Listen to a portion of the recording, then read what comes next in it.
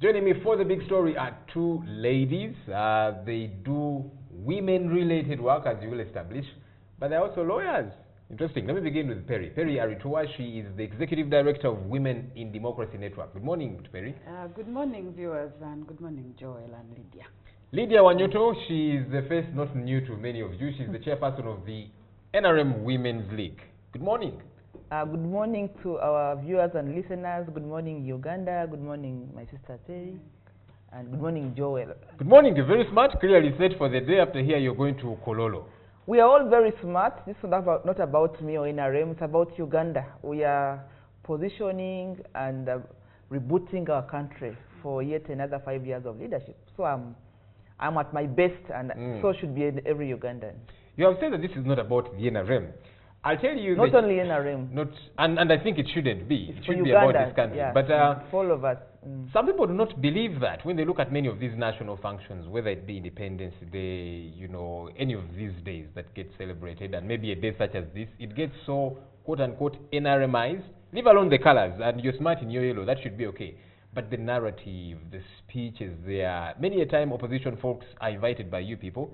They don't turn up. They will say, when we turn up, we are berated. We are called names. How do you invite me? I'm seated there. And then you begin to insult me. That's why they don't turn up. These functions turn into NRM functions. That's not correct, Lydia.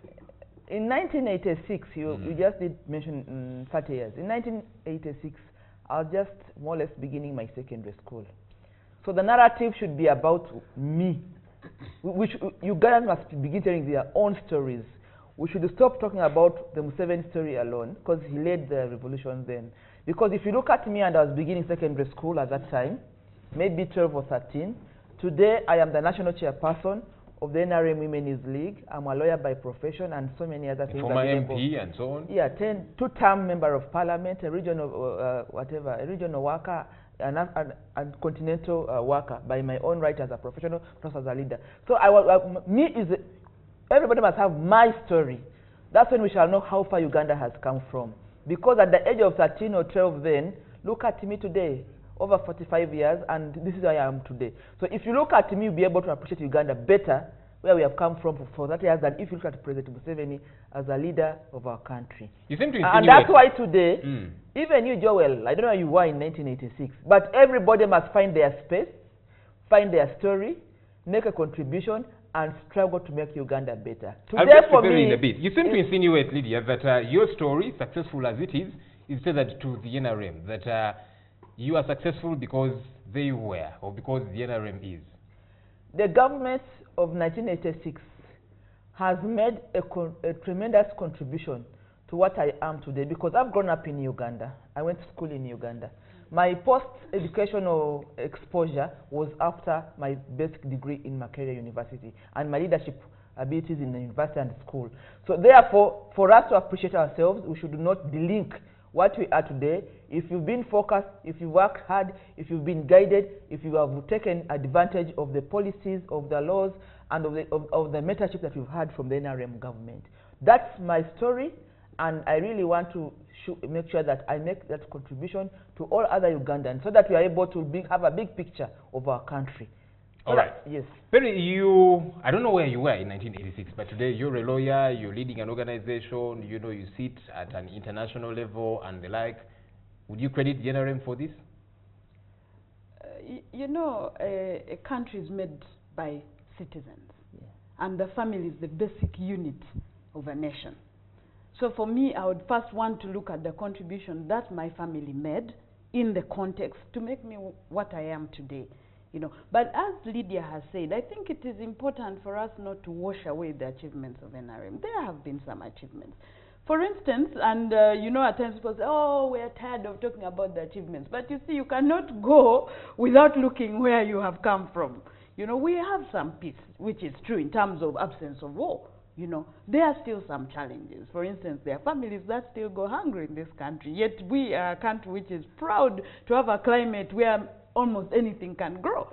You know, there are still children in this country who cannot attain the highest standard of education, or even the basic, you know, the dropout rates are still high. We still have issues with health, but there are still certain achievements that the NRM has made to this country, and I think it's important to recognize that. But as we recognize that, it's also important to look at the challenges so that we're able to start focusing on where do we go from here, you know. What do you think are some of the biggest challenges that have dogged their 30 years? One of the major challenges, in my perspective, is corruption, you know, the failure to account for public resources, and that has then had an impact on service delivery, because there are people in this country who are stealing resources but who are not brought to book. There are those who have been brought to book, but there are those who still who have not been brought to book. So you find that then those resources trickle away from the service delivery that they should be delivering per se. Then you have issues of, we are in a multi-party system. But I think we still need to have a middle ground where we're able to come and have a discussion like this. You have the NRM, you have the FDC and the DP sitting together and forging a way forward for this country. For me, I think that is still lacking. And then the institutions, that's also another challenge. You know, we need to address the fact that some of our institutions are not working. You know, and I'll mention them. You look at the police, go to a police station, Joel, walk in right now. The first thing they'll ask you is, oh, we do not have fuel, you know, to go and maybe investigate the case. Then at times you'll even part with more money to help the police to do its work than if you had resolved the matter outside. You know, so you have those problems. And look at land. If you want to acquire land, there are issues of corruption, so institutions are not working as they should. And then you have every parallel ministry having a small, I don't know, desk in State House. I don't know how that functions, because the institution is then supposed to deliver services to this country. So we still have governance challenges. And for me, I think there are things that we must address, and we can address them. The important thing is, let us sit on a table. Let us see, where have we come? Where are the gaps? So that we're able to tap into the intellectual resources of the different political parties that we have, but also the citizenry and the civil society, to say, you know what, here we have a problem. Yes, we have achieved here, but how do we move forward? Because Uganda will not end with us. This country will continue. We're just people who will die at some point, you know, but we still need to leave a legacy as citizens who occupy different spaces, so that our children will be proud to live here. You know, because the brain drain is also another issue. And it's because certain things are not functioning well. So you find a young person saying, oh, I would want to live in America. But, you know, you're going there and the opportunities may not be there. You know, so we must find solutions to our problems. And we can only do that together. Honorable Wanjuto, she echoes what several Ugandans do say, that, and it's without a fact, countries that thrive, it's because systems have developed, institutions are operating. She, like several other Ugandans I've had, I don't know how many, but a good number of them feel there's an institutional breakdown in this country, and that is why everything rotates around this one man, Yoweri Kaguta Museveni, His Excellency, the President. That does not bring about what people keep talking about, you know, that the country keeps progressing, that there be prosperity, that we get to middle income, you know, economy and the like. For starters, do you think she is being too hard on you, or do her points hold water? No, Perry is spot on. And I want to add that systems are run by people, but they're also built by people. And that's why my beginning notes were saying, let's reboot our mindsets and begin changing the narrative from not Museveni the leader, but you the person, you the Ugandan. And we need to maybe talk about retooling. Yes, we have challenges in Uganda. And I speak with the lens from where I'm coming from, that we won this election on an account of a manifesto. So we know that we have issues of corruption, because we've built an economy in the last 30 years to have some income. We are running a budget that we are generating our own revenue. So you're saying that people are stealing because money is available? No, I'm not saying, don't put words in my mouth. I'm trying to understand the point you're making. But I'm building it. And when we listen to Perry, nobody interrupted her. So no, it's okay. Actually, I want to give you platform for people not to misunderstand you. No, but I was building it, now I've lost it. Can I remind you? I'm saying that we have built an economy for the last 30 years, and we have revenue. The issue of corruption is now work on the table. The work on the table in 20 years ago was, where do we get revenue to manage our own resources? We were running our economy using donor support. Now we have, every other time comes with challenges. There was a time when government took over in 1986, the NRM government, Uganda had over 36 militias. Small militias running, fighting to take power. And that the issue then was insecurity. We had problems in northern Uganda, we had problems in Eastern Uganda, Teso, we had problems in the resort, we had problems, huge security problems. No, now, we have more or less, quote unquote, shelved issues of budget for security and stability. We are now moving at, we want to do our roads, we want to do our energy, but somebody is pinching this money. Or somebody thinks that he can use his office or her office to use this money. So all I'm saying that the challenge on the table, like she said, is now how do we put the resources that we have as a country, that we've built, to proper use? And that's the big word, corruption. But sometimes I want to unpack. How do we catch you putting your hands in the wrong kitty? Meant for water, meant for hospital, meant for surgical cotton, meant for blood, meant for Cancer Institute, and meant for all these things. That should be the agenda, and it's in our manifesto, because now we are able to have revenue for our country, and we now want to make it go to the right cause. So I agree with her, and she's spot on. And therefore, the challenge we should have in the next 5 years is put money and value for money where it ought to be. Joel and Pearl, we have a parliament that's coming on of over 400 members of parliament. Let's focus on how they are going to appropriate money, that's their mandate in the constitution, on how they are going to do oversight, that's their mandate in the constitution. And I'm speaking this because after today, the agenda for unpacking the next government starts. It does not start with Museveni, the president. Now we are from Museveni, we are going to be parliament, I think 3 days, swearing in mouths of members of parliament. And they will take oath to provide leadership to Uganda. This parliament so that you talk about, the president of the Republic of Uganda, swearing in today, he's going to run a government with over, I think, 440-something members of parliament, elected from all our corners of our country by constituency, by gender, by disability, by workers, by youth, you can imagine, and by the army. So we want to look upon that institution that is going to run government. And it's going to put also forward cabinet of all that also members of parliament, only an additional 11 ex-officials.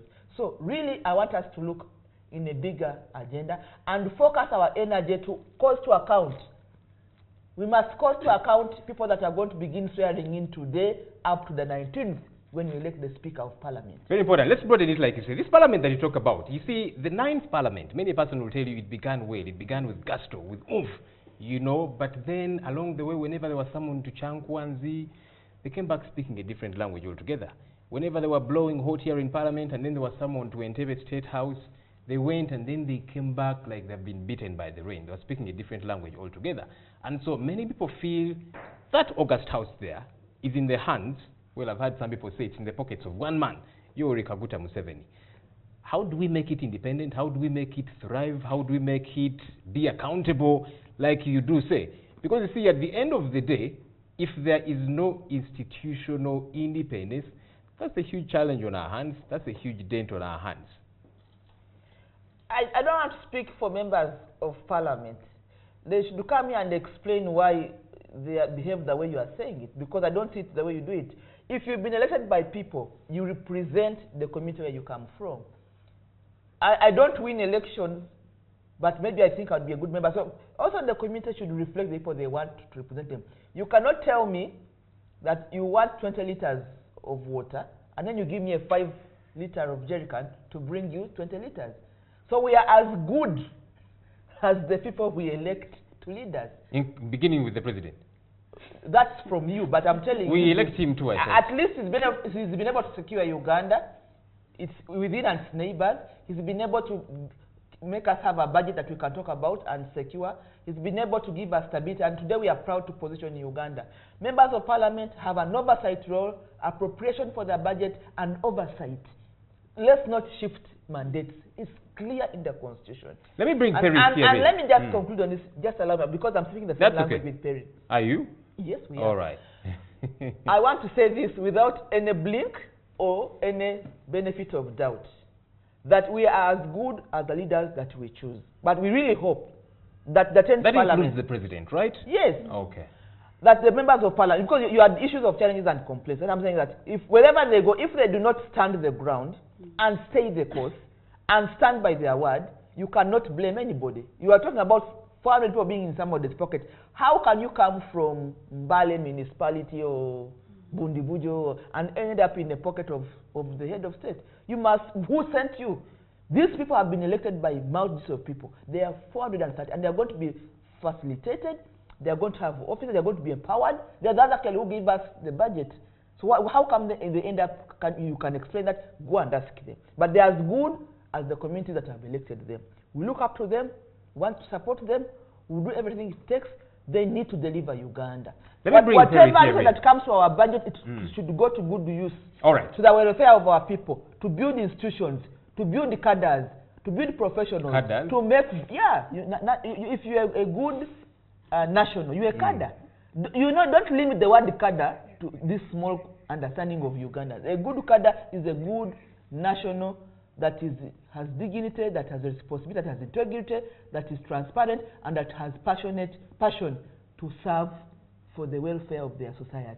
Perry, do you think the 9th Parliament has been independent of the executive? Some people feel the executive roughshod over the legislature. In other words, whatever the executive wanted, at their behest, the legislature had to do. I've given you examples of the Samuel Tuchankwanzi and the Entebbe State House and so on.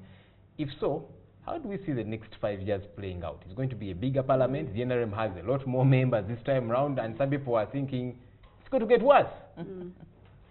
Joel, I think there are two things that we need to understand. And for me, that's also one of the challenges, is separation of powers.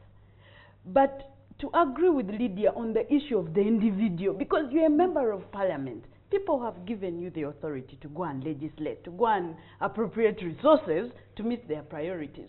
You know, what are you doing in there? And I think that's where the role of getting information to citizens actually becomes more important. I'm glad to say that citizens are becoming more aware. You know, we need to continue ensuring that the citizens hold our elected leaders accountable. But there's also the issue of patronage, Joel. Some of the members of parliament in the 9th Parliament felt that they could not survive without the NRM system. You know, so some of them thought that their stay in parliament depended on supporting the system. But we also know what happened. So for me, that's where the power of the citizen becomes more important. We must, first of all, ensure that they have information on the roles of the member of parliament, you know, but they also know the mechanisms through which they can hold the members of parliament accountable. You know, we must reinstitute this, the practice of petitioning, you know, getting our citizens to petition when their MPs don't go back, you know, to hold the dialogue that is needed to understand what the citizens want the MP to do. We must also make citizens aware that it's only 5 years.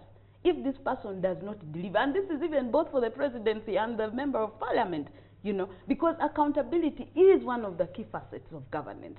You know, some of the problems that this country is going through is because citizens don't know that they actually have authority over those who are in leadership. You find a citizen thinking that the presidency and the member of parliament are the alpha and omega.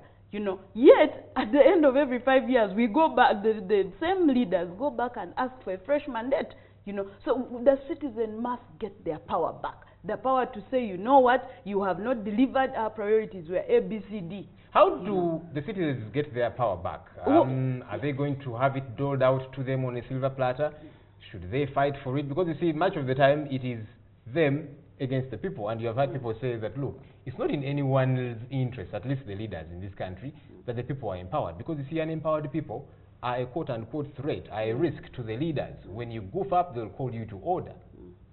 But you see, nations develop when you have informed citizens, because they are able to hold you accountable. They are able to tell you, Joel, you're wavering from the mandate we had given you. So one of it is we also must inculcate a culture of citizens seeking for information. Who is we? You know, we is the Perrys, the Lydias, the Joels who work in the media. We must make citizens realize that there is information out there. For instance, if you wanted to know what is in the budget for your council, you know, you can walk to the local council and say, look, as a citizen, I have this authority, I want this budget. But the problem is, because of the way things run in a number of departments in this country, you'll find the public servant saying, no, that information is confidential. So as the civil society, and I mean the organizations, we must ensure that we open more eyes of citizens to understand their powers. But the parties must also do the same, because they have a stake. You know, they are the ones who get elected into office. And if we want this country to develop, we cannot hold information, you know. And that's why for me I was a bit perturbed when we had, right now social media is off. Good enough, many of us have bypassed the system on VPN. You know, we cannot close social media, for instance. We cannot gag the media, because the media is key in relaying that information, which we then need to use to make decisions. You know, for me, that becomes a problem. I'm just imagining people who depend on social media to do their economic activities right now. Some of them cannot be able to function if they don't have the VPN. But we cannot even, as a country, be proud to say we are depending on VPN. Really? When we know that in this age of technology, economies are run on technology. You look at Rwanda just there. You know, most of the economic activities, technology has become key. So this gagging of the media, it is not going to help us. And I want to say something. You know, things with the rule of law in this country are also a problem. And I want to quote President Museveni in 1987. He was at a seminar in Makerere University. It was actually a law seminar, where he said that where rule of law does not function, you then have anarchy. And when there's anarchy, society ceases to exist. Now, we have problems with rule of law, Joel, in this country, you know, where the Constitution says something, but those who enforce do something else. You know, that is also an issue we need to address. And that's why, for me, running away from these problems will not get us anywhere. We need to sit down head on and say, on the media, this is not acceptable. Because we depend on the media to do the work that we do. You know, so if you're gagging the media, then a public servant in a beam can easily sit and say, okay, now that they can do that, even me, I have power. There are people in this country who think they are demigods, by the way. You know. Let me get back to Lydia. She raises interesting points, and some people have described the NRM in its later stages, and they feel the next 5 years are going to be rulership as opposed to governance. And here's why they think so. She's raised critical issues like the media. Because you see, as opposed to your party, your government working with the media to develop this country, countries that have thrived, that have developed, they depend a great deal on their media. They don't gag it. But we are seeing gagging of the media. We are seeing cutting off of social media. And so increasingly, you people are becoming totalitarian. You're becoming high-handed. At least that is what we seem to see from this end. And the fear is that it's going to get worse the next 5 years. Okay, first of all, I want to make a disclaimer that as a member of the NRM party, I really... And sick. Yeah, of course I'm at the highest level. I represent the women in Uganda of NRM. I want to say that we are working very hard, at least even at a personal level, to link our party activities, our party values and aspirations from government and the state, although we are in the ruling party. Because sometimes when I come to speak for the NRM, I should be presumed to be speaking for government. And we must begin to learn that there is a party called NRM, which can win or lose elections. But there's also the state of Ugandan government, which is there to be led by any political party, this being a multi-party country. Yeah. So sometimes you have to understand me when I really want to focus on what NRM as a party can do. As you proceed, could I just let you know why it is actually difficult for us to delink the two? It is because, you see, the NRM and government have become one and the same. The NRM holds its caucus in State House in Entebbe, which is a government facility. I pay for that as a taxpayer. We have NRM party officials who are paid by me, the taxpayer. The other day, you know, Minister without portfolio then, Richard Dodong, you know, was telling us his work is to do mobilization for the NRM party. And they said, so why do I, a taxpayer, pay you a salary? Why don't your party members pay you a salary? So there is this nexus between the two. And things should change going forward. I've just said that. I don't know whether, you know, sometimes you have to listen. You can be looking at... No, I was actually telling you why it's difficult for us to delink the two. And I'm saying, even us, we are working at it. Maybe you didn't listen. Did you hear me? Are you working hard enough? Yes, we are. We have since have people that have been appointed for party to do purely party work, and we are building on that, so that we are saved from the pain.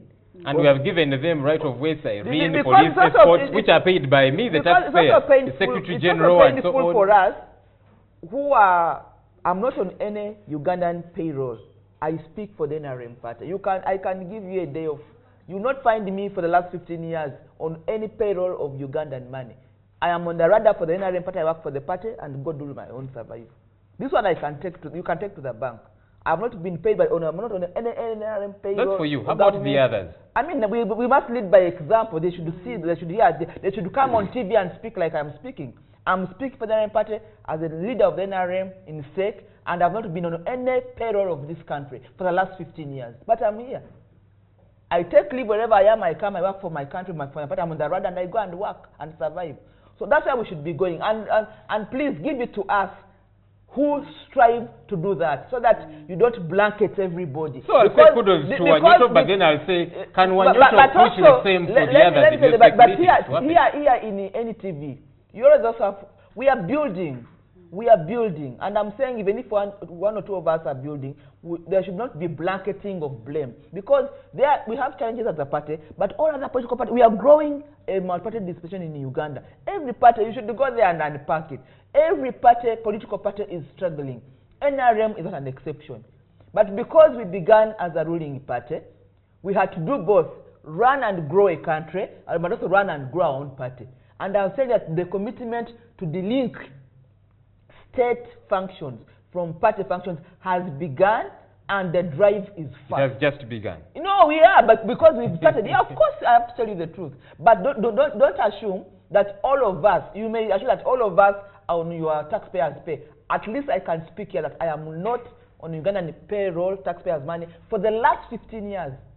But I am a member of the NRM, and I'm always on the radar of my party, and I work for my party. Because when you see me driving my vehicle, that's our payroll. No.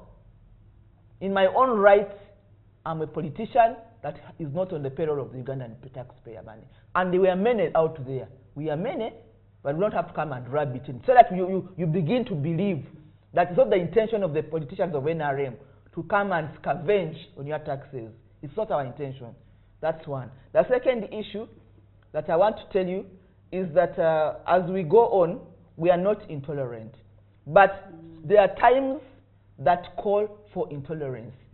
I was that call for dealing with intolerance and impunity. And I want to draw us back. You know, we forget. The inauguration of the president of 2011, there was on Entebbe Road, there was a stone throwing and the disruption of international delegates coming to visit Uganda for the inauguration. That one, no government, whether of any party other than NRM, can accept. Because we must learn to know where Uganda stops and where Uganda does not stop. If we have international delegates, international function like today, this swearing in you are seeing in Korote, it's not all about Uganda. It's about the region of Uganda, where Uganda, of our countries, the Great Lakes. It's about Africa.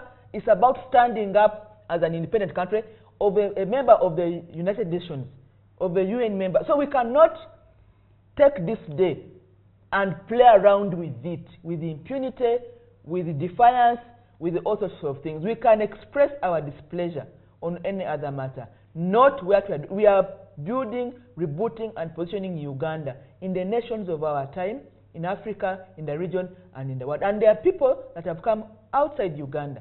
We must be seen to be hospitable, to be understanding, and to be respectful within the respect of guests that have come here.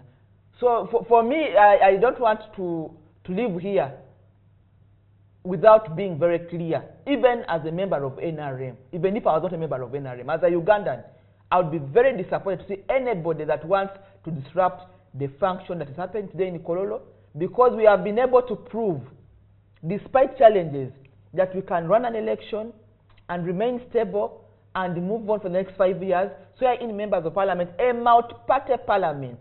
That parliament you are talking about, okay, we have the majority as NRM, but there are members of other parties and even independents in that parliament. And we don't want to have, because as they go and swear in, they want to disrupt the one that we are going to swear in today. We cannot have double standards. All right, let's change we gears cannot have a double little standards bit here. So we must deal with you two are impunity. women, and the NRM prides itself in having ameliorated women in this country. They say that they have pushed them a great deal, they have availed slots in power for them, and the like.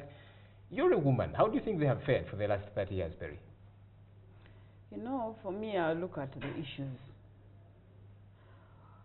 I'll start with immunization, because when we bear children, we expect that our children will grow up healthy. On the area of immunization, the NRM has tried. At least we have fewer young infants dying. Maternal health, we still have a problem.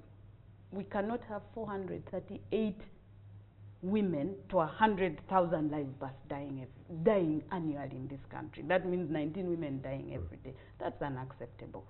As a country, we have set targets for ourselves, and we know that health is very key for a country's socio-economic development. And we know when a mother dies, there's a lot that happens in that home. Research has shown her children may not, some of them, particularly those under 5, may not even survive. You know, so there's that issue. When it comes to economic empowerment, we still have challenges, you know, because if you look at the dropout rate, and I want to tie this to education, if you look at the dropout rate, more girls are dropping out than boys. But even for the children who are finishing school, what skills are they getting? You know, we have had this discussion. We need to revisit the skills that we're imparting in our children. Are they addressing the challenges that face our country right now? For instance, if you go to areas where there is quarrying, you'll find women there using what? Their hammers and their hands. Can our education system be able to, for instance, invent a machine that this woman can have, one, to produce more of those stones, but also to get her to have more income and to have less burden on her health? You know, because as she continues doing that work on a daily basis, her health suffers. Land rights. On that issue, we still have a problem. There are parts in this country, I hear the western part of the country, at least more communities are realizing that it's important for women to own land. In the north, in the east, there are still question marks because, for instance, in the north, it's still mainly under customary ownership. And we know when it comes to customs, the boys are given an upper hand. So we still have issues economically because land is so tied to economic development because most of our people depend on agriculture. So it's important that we address the question. In terms of women in public space, I think there has been an increment. You know, and for me, usually when the debate on women's participation in politics or in public spaces comes, people focus a lot on the women. What have they achieved? But I always keep saying, look at our 9th parliament. There are more men. There are only 139 women. You know, but what did they deliver for this country? So holistically, we have had more women in leadership. There are those who have delivered. There are those who still face the same challenges like their male colleagues in terms of being effective. And I had mentioned some of the issues of really thinking that your presence is determined by the president. There are MPs who think like that. So in the end, they have not delivered. You know, that's why attrition rates have increased in the House, you know. So we have to address the issue of education. We have to make it relevant to our economy so that we're able to realize the results that we're looking for. We have to address the issue of rights, land rights particularly, so that we can get more women being productive in that area. You know, at times people argue, why should we even have women owning land? If you own something, you give it your all. For me, that's usually my answer. So if you are able to give women an opportunity to own the resources, then they're able to put in more effort. You know, but the issue of markets also for the products that both men and women produce, I think it's an issue. If we want to grow our economy, we must make sure that there are markets for these products. We must find a way of adding value to these products that are being produced in Uganda. Are those challenges just for the women or for the men as well? Because you see, sometimes the feeling is that we seem to be extricating the men from these challenges, because you see, some men face these challenges too, and maybe we should do them for everybody and not just the women. You see why at times there's a more focus on women is because they are facing the challenge more. Like maternal health, how many men die? That is a women-specific issue because they are the ones who give birth. You know, when it comes to loan ownership, there are things that are specific to women. You know, but there are things that will cut across. But usually when we're analyzing, we'll say, okay, who is suffering more? So that we're able to get specific solutions. And that's why the area of analyzing, giving a gender lens to our analysis becomes important, so that you're able to know in this particular area, who is suffering most and what are the solutions, you know, and bearing in mind that most times the solutions will come from them. All right. Yes. Lydia, I hear a bit of an indictment from what she's saying on you people, that even though, and again you'll hear it from many people, that for the 30 years, General has tried a bit to focus on the women, but some will say it is quote-unquote Answer. That when Lydia Wanyoto becomes an MP for women, say in this district, we feel we have lifted up the women in that district. No, we have actually lifted up that one woman as opposed to the many there. And of course the other issues she talks about, maternal health and the like. There's quite a bit of talk, but not much action. First of all, of course, I'm a woman, but also a mother. So what Perry is talking about, I have lived the life of a woman, and I've lived the life of a mother, and of course a wife. And I just want to believe from my own experience and exposure that, and that the campaign now that should start, actually in my own leadership as we're going to begin, that the campaign should start by changing the narrative of maternal mortality. It does not end or begin in the maternity ward. Maternal health issues begin even before a woman gets pregnant.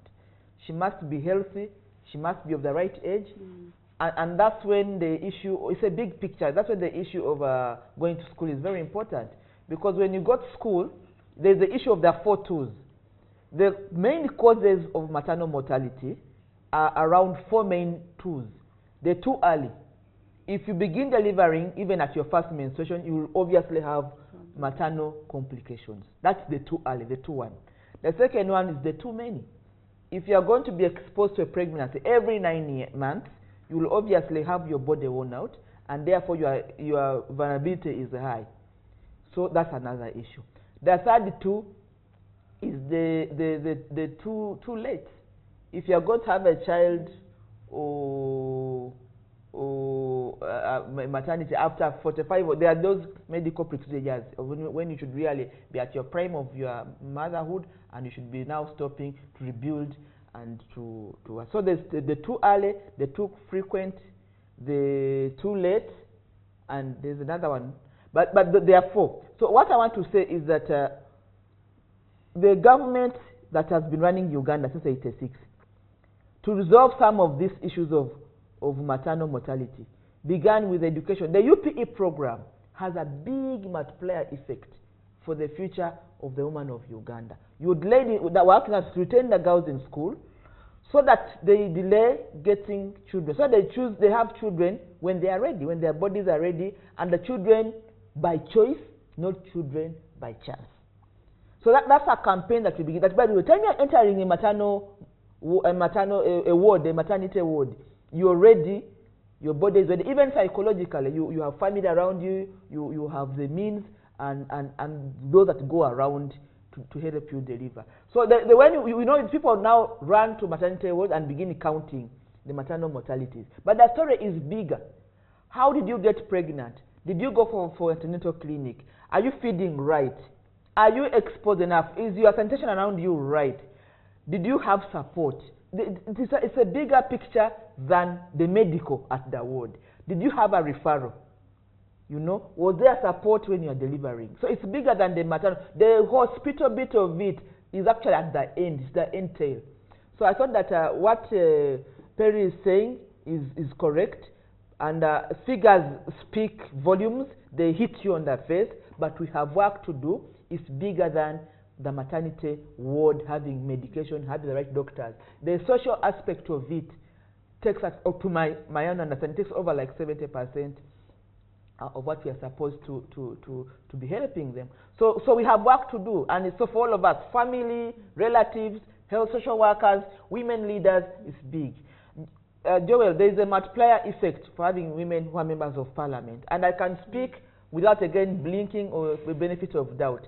Women members of parliament have delivered for Uganda, but we have the politics of it have not allowed them to stay on into their affirmative action seats or to move on because of the way we are still struggling with the patriarchal system in Uganda. First of all, if they deliver better, their male colleagues get scared or they get politically worried and they fight them out of office. We've lost very grounded, important women members of parliament because of the infights in their constituencies with their male counterparts. They can do better. They can build better relationships. But we need to work again on how we are going to build the relationship between the constituency woman member of parliament and her colleagues. Many women members of parliament have been fought out of parliament because they delivered better. Well, they gave their all. There are men that lost their seats apparently because they did a good job. So somebody fought them. You were asking a question about the women's contribution, whether if she's elected, then all the women have done. And I want to say, we can even have an audit that for every one woman member of parliament, there is better service and attachment Is to that the true, question. Lydia, for every it is woman without, MP? It is because without it's possible going. that there are those that shone, It is without but you mean all going. the women Actually, MPs I want to shone? say that maybe it's our natural calling. Women have really performed in parliament. They have. There is no even doubt about it. What yardstick do you use to say I'm that? saying we can do an audit. I can. So what are you basing on? Because now you're saying that all of them have excelled. So what are you basing on to say no, that? you can do your own research because I'm. So you give us your research that you have done. We did research. Tell us about that. We did research. In As every well. district, at least you could find 1 or 2 activities that they are known for. Some of them are called mother, girl, What? child, others. Buying They jerseys for netball teams and well, the like? no, they have been empowering young girls. They've been going out to the women. Let me tell you, Joel, it's not just because I am a leader of the women or I've been a leader. This one I want to give it to them. They have made a But you're not backing it up with justification. No, it's there to see. They have made a very important qualitative contribution to the communities where they come from. You ask the question and I'm giving you an answer. Out of here, we can give you research. We can I'd give like you to look data. at those. Oh, those yeah, figures. it's there. It's even visible. Is it? Oh, yes. All right, let's move Yeah. to another sector altogether. You've talked about health and maternal health, and I thought let's talk a bit about that. You see, in this country, I would like to think the that other two was sometimes... too many. you think about the yeah, other two? for the 4 twos. Okay. There's the too early, the too frequent, the too many, and the too late. Now, the too many is that you cannot live the rest of your life giving birth. Okay, very important. Let's stick with the health sector. You see, this country trains some of the best doctors world over, I would like to think. Little wonder they are very much on demand in Kenya, in Tanzania, in South Africa, in the UK. They're very much on demand. We train them exquisitely well. Do you know where the challenge is, Lydia? Yes. We don't retain them. We don't pay them well enough. Our focus is on totally different things altogether. That is why there are all these different issues. Health centers in this country, many of them are run down. And you're thinking, but wait a minute, in your manifesto, 2006, 2011, even 2016, you promised to focus quite a bit on health. We are not seeing that. Yeah. I am actually happy to answer that question. I really thought that it should have come to me earlier. Our country, we lost time and we lost development from 1971, actually even from 66 to almost. But we have used that excuse for too long, if you give me time, I will tell you. Tell me. Up to 1986, we've been rebuilding. Even just confidence building in our country is very important. And I want to say that it's not only the health sector. I've been able to work out, with the security sector. With the security sector, the armed forces, and the police. The Ugandan security sectors are much less paid, but we have the best state-of-the-art trained armed forces in Africa, and the rest, you just give it to them. But they are much less paid than even our own neighbors. It goes to the medical people, it goes to the teachers. They are very good professional teachers. South Africa, Ugandan teachers have it. So why can't we pay them better? It's because we've been building an economy. And when you look at our priorities, that's why we must also set our priorities right.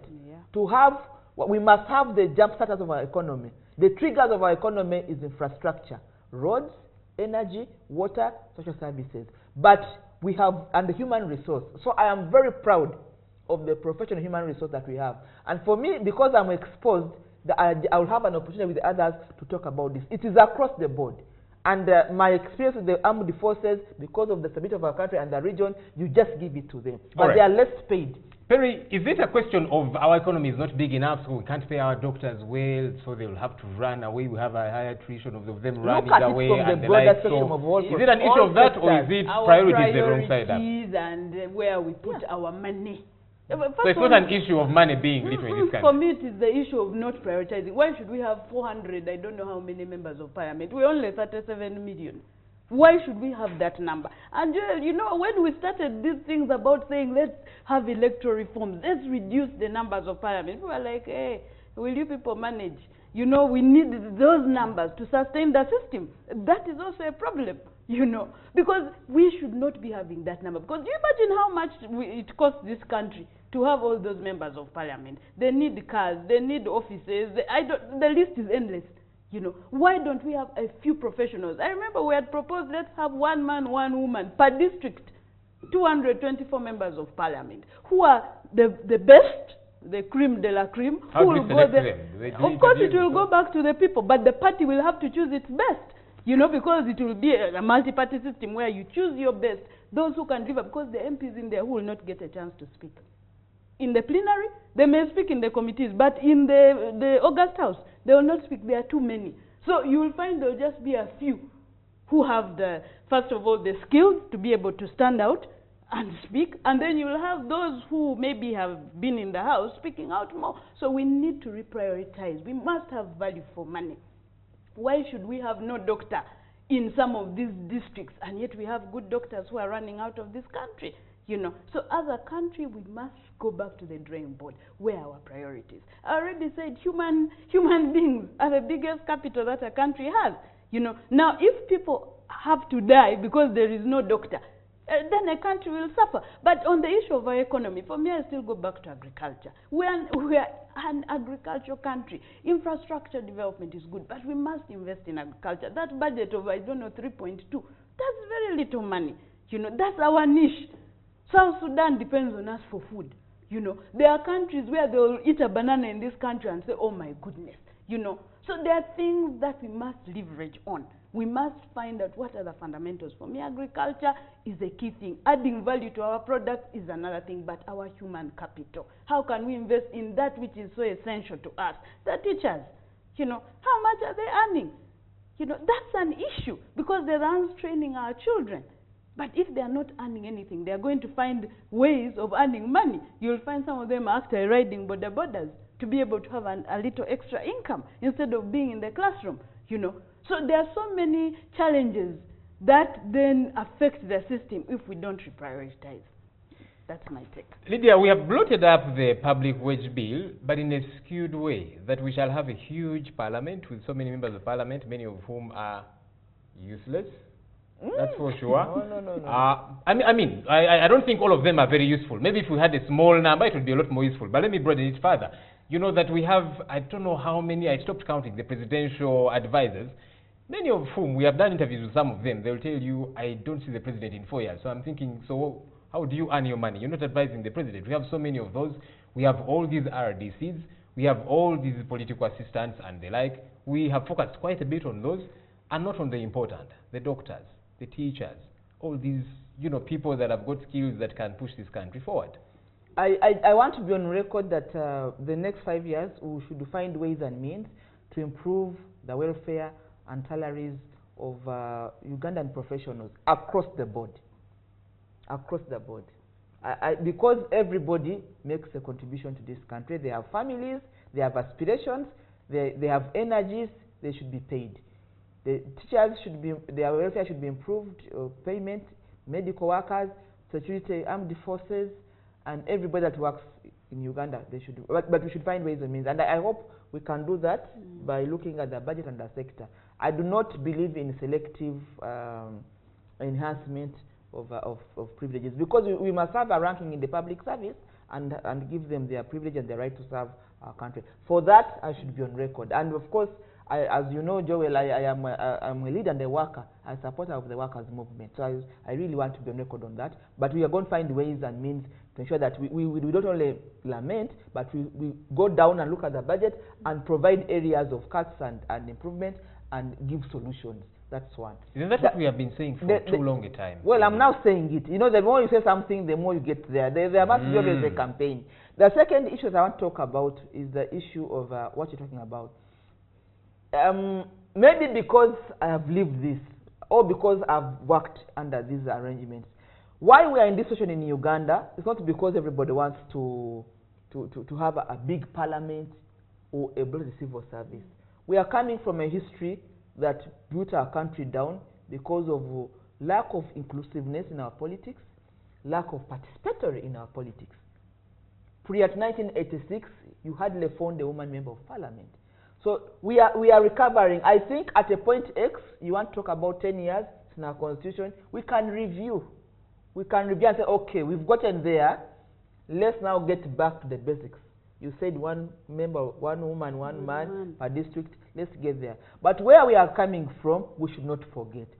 We ran this country to its knees because we are fighting impunity of lack of inclusiveness and lack of participatory in the leadership and public service of our country. You would not find anybody who is disabled or having disability anywhere in our public life. They were put in the backyard. The youth were not anywhere. The women, it's not even a disability to be a woman, but we are treated like we are part of people who are not supposed to be anywhere. So this inclusiveness has created a big parliament. But it's an affirmative action country. We are building our country. I agree with both of you that at a certain time X, maybe, because the Constitution talks about every 10 years we can review. Let's begin a campaign in civil society, me and you, and look at let the 10 years be reviewed in earnest, even outside parliament, because it's on the floor of the parliament. Parliamentarians cannot debate and pass a law to get themselves fewer. But we can build a momentum campaign like you have done about the new laws and something. So we need a critical mass, like Perry is saying. We need the civil society and we need you and me to be above our day-to-day takes and see what's good for Uganda. But I just wanted to make sure that we do not sit here and lament a big parliament, forgetting where we are coming from. We have a history, and we are trying to build that history of inclusiveness and the principle of participatory. Women, disability, youth, armed forces, they are all in parliament now. Even those armed forces, I don't know how relevant are they in a partisan, a political parliament like that one? I have grown up in Uganda, and I've read history of Uganda, and I have an idea of coups. So if you don't, so when they're in parliament, there won't be a coup. We are not removed by no. I'm talking about participation and inclusiveness. It's bigger than you are talking about numbers and people. And please give it to them. Give it to the thinkers of the 1995 Constitution. And it's not cast in stone. That's the beauty of this. We can now begin a campaign to reduce. But the spirit behind this is, first of all, to do inclusiveness and participation. And I've at least been able to unpack the other categories that are now beefing up parliament. But we also have communities. That's why every other time you have bigger consensus. But I want to believe, and I've heard that voices from members, that the mood now and the feeling is that there should be a reduction, and we should move there. But also Uganda is part of the countries in the region that has one parliament. Maybe we need to sit down and see whether we need Senate or an upper house so that we can differentiate mandates and review a constitution to have a Senate and parliament. Because now it's a confusion of everything in one house. But Kenya has two parliaments, Tanzania is looking at two parliaments, Rwanda has two parliaments, and we're part of this African community. So this thing, if you look at it from the bigger picture, you'll be able to appreciate. But what's important for us is that at the end of the day, I would be happy to see the Ugandan picture or the Ugandan face in parliament. The woman, yes, they are there, I'm a woman. My region, yes, we are there. And then we see how much, now the campaign is, are they performing? That's one we have to push. Human beings are supposed to be audited, they're supposed to ask for accountability, and that's where we should be able to come out and say, we gave you a vote, where is this and this and that? And life goes on. So I hope I've been able to explain the big numbers. I'm not a member of parliament, well, I don't know, but I appreciate the numbers because of where we are coming from in our history. I think from what you're saying, what I hear is that there's an opportunity the hugeness has run its time. It has. Maybe it was relevant at some point, but as of now, it has run its race and time is up. And the hugeness had the justification and an appreciated justification of our And I don't know whether it actually made over history. It has. It has. All right. The disability movement in Uganda. Let's change gears a bit and talk about this multi-party politics thing that has been around for quite a bit of time. Perry, how do you think the NRM has fared in as far as reaching out or availing space now that they are in power to these others, FDC, DP, and all the others, you know, allowing them within the law to do what they need to do as political parties? There's room for improvement, Joel. Big room for improvement. Because some of there's a legal framework. That is important. There's a Political Parties and Organization Act, which actually says that parties have a right to, you know, to organize themselves and ensure that they are able to contribute to the nation. But when you look at some of the laws, like at times the Public Order and Management Act, in my perspective, has been taken too far. It has been misinterpreted. That is my perspective, you know. Because if the law is then used to hamper a political party from doing its work, then that means there's a problem with that law, you know. So I think there need to be some changes in the way these laws are applied, are enforced.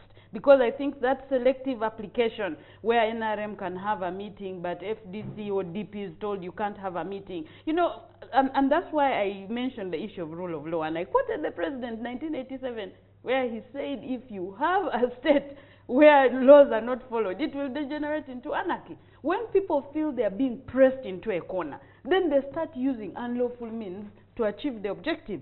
Or, for instance, now you look at FOMA. The way it's interpreted, it at times hinders them from even organizing a small meeting. There was, I remember during the elections, Honorable Kanya and 2 colleagues were in the Soroti Hotel. The police came to stop that gathering. Really? You know, there are just things where you really see there is selective application of the law, there is discrimination. And you see, when you look at the principles of the rule of law, one, it is supposed to ensure that everyone feels they are being, that the law is working for them. You know, and that way then it becomes easier for them to respect the law. But if a certain group of people feel the law is hindering them from organizing, then it becomes a problem. And in this country right now, we need to, as I said, we need to sit down. The time for talking, and no, we need to sit down. We need to see a situation where the president gives an olive branch to say, my brother Besigye, let's sit down. You know, let's correct where we have erred. If you have your rally, it will go on as an NRM rally can go on. And then this high-handedness of the police, at times it is misplaced. And for the ordinary citizen, let me speak as a Ugandan, an ordinary citizen, Perry, who lives in her home. I see these pictures on TV and I'm like, what's wrong with this police? You know, so then it even makes the perception that is building over time to gain root. And in terms of our image internationally, it affects us. These days, there's social media. Even with this ban, they were sharing images of police beating civilians because they were flashing the FDC sign because Besigye was downtown. What is that? That's why when we make statements, at times they bear fruit. Because what the president said in 1987, right now seems to be, you know, taking on what he had thought should not happen. You don't respect rule of law, or you rule by law, like that judgment by the deputy CJ. From a legal perspective, and here I'll speak as a lawyer, really, you know, ex parte hearings, yet you know that this is a critical issue. And I'm glad the Uganda Law Society came up with a statement. For issues where you know that it's going to raise certain tensions, use your discretion appropriately. You know, call the other party and say, there is this, what are your thoughts? Otherwise, people are going to look at you and say, no, you are partisan. Already we have problems with the judiciary, where people say it is partisan, it's for a certain class. We need to change that narrative, and it will only change from the decisions that come out of that. Same with the police. They need to rebrand. They need to rebuild public confidence, because the police functions when citizens have trust. Because, for instance, if you're addressing a crime as a police officer, the person who gives information is a civilian. But if the civilian doesn't trust you, they'll keep it to themselves. What happens? Laws will be broken. Police will have more work on its hands. You know, that we must rewrite what is taking place. We must sit down, and say, these are the issues. How do we move? And it's going to take egos being, you know, reduced. And that's where women were lucky. I don't know for you, Joel, at times the men take things to heart. For us, I'll sit with Lydia and say, Lydia, I may not agree with you, but on this issue, how do we work together? You know, I think that's where we need a more maternal, you know, perspective to be brought to these discussions. We must have women on those decision-making tables with the president, with Besigye, and the other political parties, saying, how do we do the things that we are doing badly in a different way? Police, judiciary, they must do things differently for sanity to return. Lydia, it seems like to the NRM, FDC is an enemy. And DP and all these folks in your position. That is why they will be clobbered. That is why they will be denied space. That's why you'll hear the president call them fools, idiots, poisonous mushrooms, and the like. Why? I thought in this not very big country of ours, there should be space for everybody. And like Plato said, I may disagree with you, but I'll defend to death your right to say it. That doesn't seem to be the case with you people. You see, we also have to begin the like I said, unpacking some of the misconceptions and lies that keep coming up until they look like the truth. I've had the privilege to follow what has been happening since we had the election on the 18th of February. Dr. Kizza Besigye is not FDC. He's a presidential candidate for FDC. But FDC party won parliamentary seats. They also won district council seats. Now, Besigye, the presidential candidate, and a few of his members, they have extremist tendencies. And we must know that we must draw a line between extremists, activists, and people that are dealing with the rule of law arrangement of having general elections and Ugandans choosing the leaders that will lead them every 5 years. Please differentiate the extremists and the like. I'm coming to that, and I want to give specific examples. The FDC, Dr. Besigye leads, he held a meeting with his FDCs and was trying to issue directives that everybody who is elected should not be sworn in, should be defiant. The members of parliament voted on FDC have refused to follow his directive. But they are FDCs. So when you come and say, why are we harassing FDCs? I sit with Honorable Abdul Katuntu on Capital Gang every Saturday. He's bought his suit, is up, ready, gentleman, to be sworn in to represent the FDC party in Parliament of Uganda. Have you seen him running around? So sometimes we need to sit back. Sometimes we need to sit back and say, is this about FDC or the individual member of FDC? Is this about NRM or the individual members of NRM? We have omissions and commissions as individuals of the institutions we serve. I might be a very bad member of NRM party and giving NRM party a bad name. But please don't make it an NRM thing. And pack me and say, that Lydia Wanyoto of NRM, she's an extremist, she's out of order, and she's working outside the rule of law. Just as you proceed, Lydia. So when Besigye does make these pronouncements and say, you know, those FDC folks that have won seats, please don't go and be sworn in and the like, and you're saying it's not correct. No, however, does that... No, I did not say it's not correct. I'm just giving you an example. Okay, so does that warrant that he be clobbered, that he be denied his space because he thinks differently? And look, no, it is actually possible that he thinks wrong and you think correct. Joel, that's why people misunderstand you, because when I'm building a point that helps Ugandans, you interject me. I am saying that even in our parties, we have individuals that have omissions and commissions. Because FDC is bigger than, that's my point, is bigger and wider than Besigye. They have members of parliament you have not seen us running around. If you are going to go against the order, the policing order of Uganda, the rule of law will catch up with you, the law will catch up with you. How come the law has not caught up with other members of FDC? What's Besigye's biggest crime? You're a lawyer. No, it's being disorderly sometimes and the idle. If you are going to run a rally, when it's not time for rallies. When is it time for rallies and when is it not? If you are driving, when I was driving to NTV this morning, my vehicle has an open roof facility.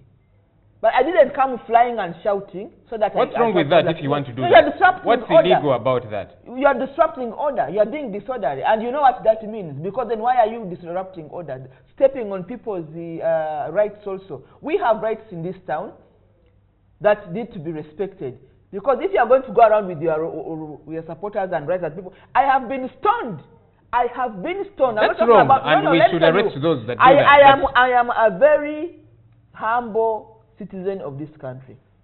But I have been stoned when I was moving on the street by FDC crowds. And that was not wrong. So should we say because you were stoned, no, I'm just then that means even the peaceful protest should not happen at all? No, because they must define the peaceful protest, because even that one could have been presumed peaceful, but he's not in charge of the people he works with. He can say it is peaceful, then it turns out rowdy.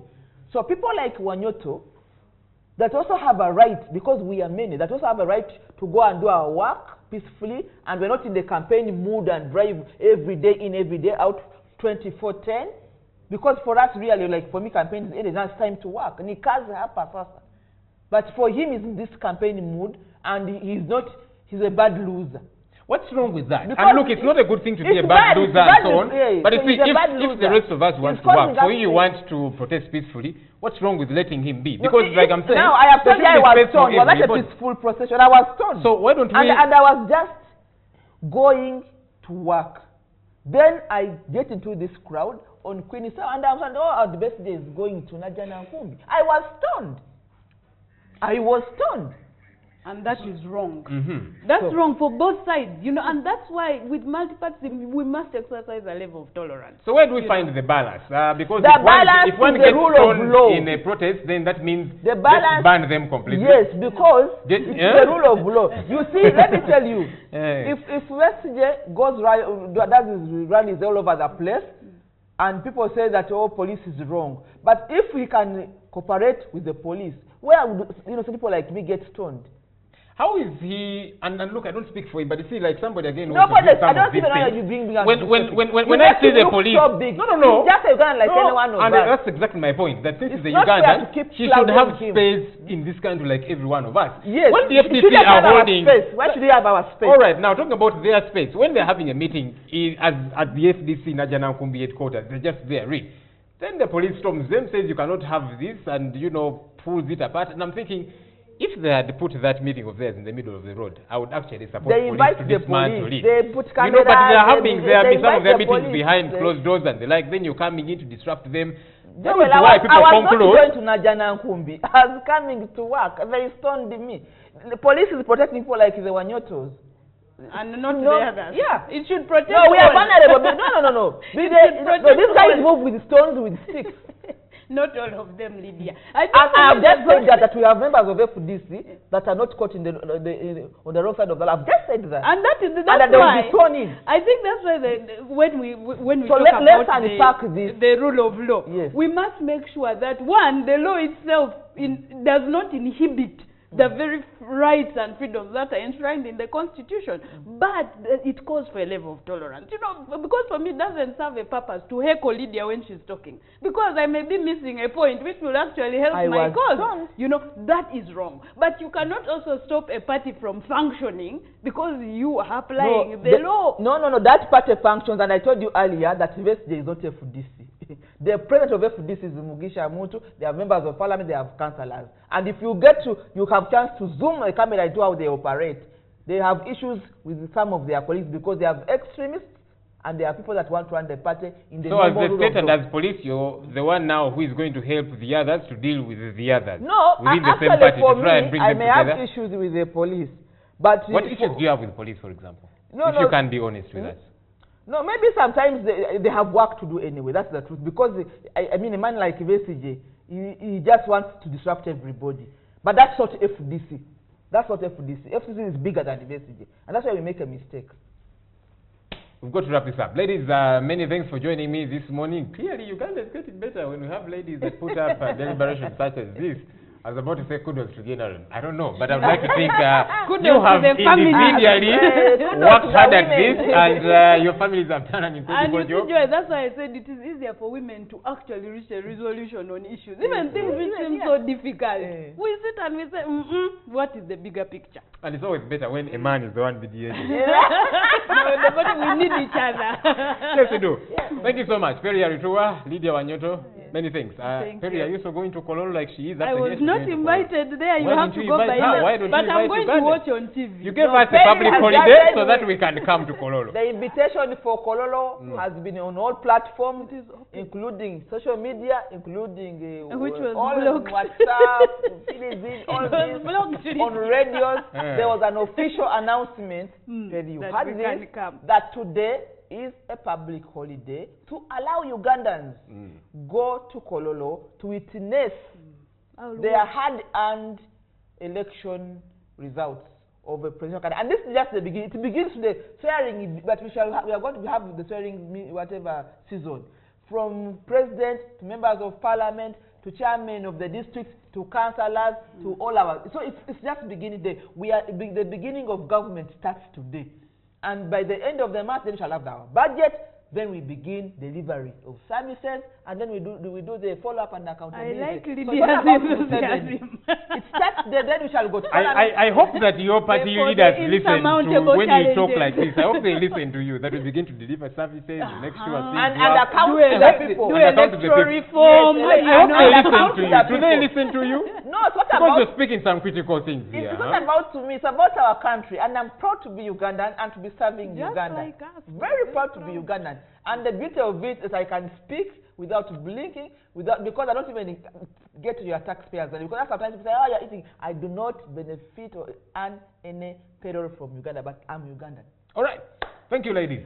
And that's it for this discussion. However, throughout the day, we'll be bringing you, of course, the live broadcast of the swearing in at Kololo, but there will be a before and an after analysis as you bring the paycheck. There you are. So we're keep doing our job, yeah? So keep with us. A lot more is coming up. Good morning.